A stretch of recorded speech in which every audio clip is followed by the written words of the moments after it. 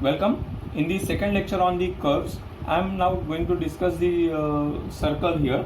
The general equation of the circle is given by x square plus y square plus 2gx plus 2fy plus c equals to 0.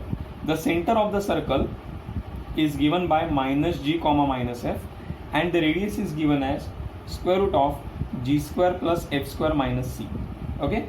Now first type of the circle called as a standard circle.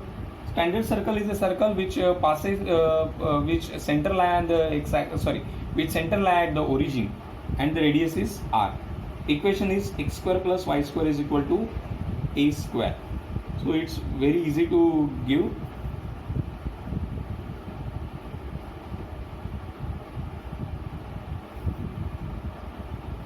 This is what we get. Here it is center and the radius is a. This is x axis. These are the y axis. Now its polar equation is also very simple. It is r equal to a. Okay, so this is the standard circle. This is a graph for the general equation. Now okay, let's come to this.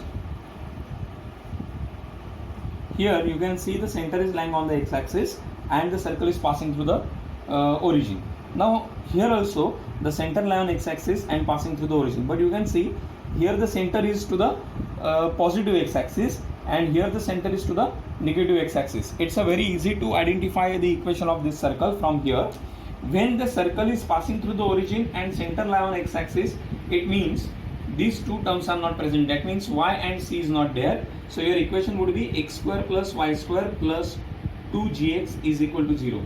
But the case comes when we get a center on negative x and when we get center on the positive x axis. It's very easy. When there is a positive sign, then the center lie on the negative x axis, and when there is a negative sign for 2gx, then the center lie on the positive x axis. I hope this idea is now clear to everyone. Second is, what is the polar equation of this?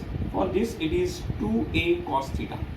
Okay, and here it is r is equal to minus 2a cos theta. Are you clear with that? Okay, instead of 2g I'll write it is 2a. That would be more clear to remember. So this a and this a will not be a confusing part here. So center here is a comma 0 and here the center is minus a comma 0. Okay, let's come to the next. For these two circles, now you can see the center is on the y-axis. Here it is positive axis and here it is negative x-axis, and the circle is passing through the origin. Now let's come to this again. Here x square plus y square plus 2gx plus 2fy plus c equal to 0. When the circle center lie on the x-axis passing through the origin, these two terms are not present. Now the center is on the y-axis and passing through the origin. So therefore the x term and the constant will not be there. So x square plus y square plus 2fy, but instead of f I will write say b here. So 2by is equal to 0. Are you clear with this? Now when we have a positive y-axis, center at a positive y-axis, and when we have a center at a negative y-axis, when there is a plus sign, then center lie on the negative y-axis, and when there is a negative sign, when there is a plus sign, center lie on the negative y-axis. When there is a negative sign, the center lie on the positive x-axis. So its polar equation is r is equal to 2b sin theta. Here the polar equation is r is equal to minus 2b sin theta. Here the center is 0 comma b and here the center is 0 comma minus b. Are you clear with this idea? Of course, the radius is b here. In case of this circle, the radius is a. Okay. Now let's come to these two examples. Now your circle is lie on the x-axis. Here it is to the negative x-axis and here it is towards the positive x-axis. Okay, but the circle doesn't passes through the origin. Okay, circle is not passing through the origin. How to identify these equations? Yes, can you tell me? No? Okay, I'll let you know. It can be given as x square plus y square plus 2gx plus c. The y term is not present here, but c is there. C means this distance would be c. Now if there is a plus sign, if there is a plus sign, then in that case center lie on the negative side, and when there is a minus sign, the center is lie on the positive side. Okay, similarly we can define it on the y-axis. Just look at these two circles. Here the circle center of the circle is lie on the y-axis. Here it is positive and here it is a negative y-axis. Okay, but the circle is not passing through the origin. Now, like as a previous case, we can give its equation as x square plus y square. Okay, as it is the center lie on the y-axis, of course there is a term plus 2fy. Is it okay? And is it not passing through the origin, so there will be a term c is equal to 0.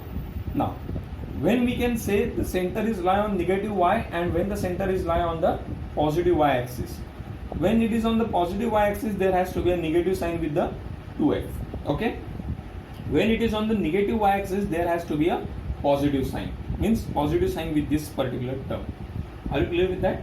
I am leaving the polar equation of these circles on you. Okay, you can easily find out. The substitutions are x is equal to r cos theta, y is equal to r sin theta. These are the substitutions by which you can easily find out the polar equation for these two circles. Now let us come to this. In this diagram I am involving total 4 cases. Okay, so these are my 4 cases. Here what is expected? Just for a sake of minute, you forget about these 3 circles, only think of this diagram. See, this is a circle, center lie on the first quadrant and touches both the axes, x axis as well as the y axis. So this point will be a comma a.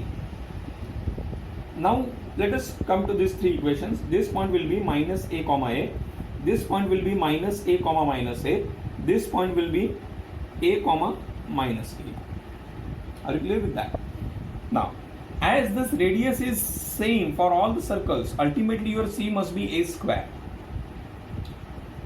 In general equation, the center is given as minus g minus f, but you can see the value of g and f are same, only in the change with the signs. Sometimes this is negative, sometimes this is negative, sometimes both are positive or both are negative. Okay, but the value of g and f are same, so hence you can see 2a and 2ax and 2ay.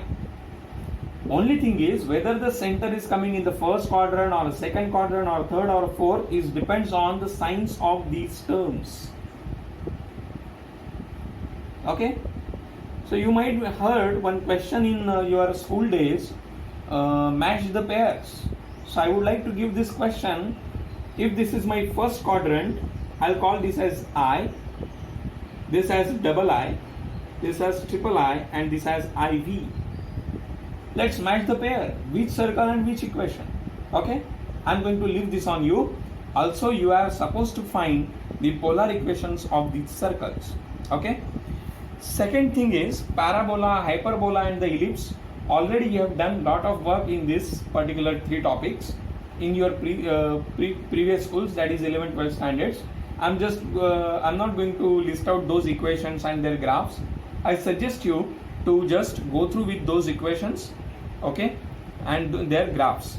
And I suggest you one thing: don't follow the specific equation, that is a parabola whose vertex is at the origin. No, you follow the general equation of the parabola, general equation of the ellipse, general equations of the hyperbola. Are you clear with this? Thank you.